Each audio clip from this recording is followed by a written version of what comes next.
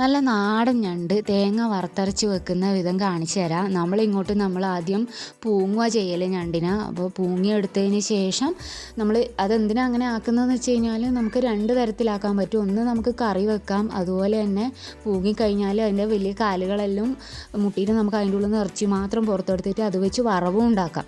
അപ്പോൾ കറിയും ആക്കാം വറവും ആക്കാം. അപ്പോൾ നമ്മൾ ഇതേപോലെ വൃത്തിയാക്കി എടുത്ത ഞണ്ട് ഇതേപോലെ ചട്ടിയിലാക്കി ആവശ്യത്തിനുള്ള ഉപ്പും തക്കാളി അതുപോലെ പച്ചപ്പറങ്കി ഉള്ളിയെല്ലാം ഇട്ടിട്ട് ആക്കി വെക്കുക. ആ സമയം കൊണ്ട് മസാല എന്ന് പറഞ്ഞു കഴിഞ്ഞാൽ നമ്മൾ മല്ലിപ്പൊടിയും മഞ്ഞൾ പൊടിയും പറങ്കിപ്പൊടിയും കൂടി ഒന്ന് വറുത്തെടുക്കുന്നുണ്ട്, ചൂടാക്കി എടുക്കുന്നുണ്ട്. അതിന് ശേഷം വറുത്തതിന് ശേഷം അത് നമ്മൾ ഈ ആക്കി വെച്ചിരിക്കുന്ന ചട്ടീൻ്റെ അകത്തേക്ക് ചേർക്കുക.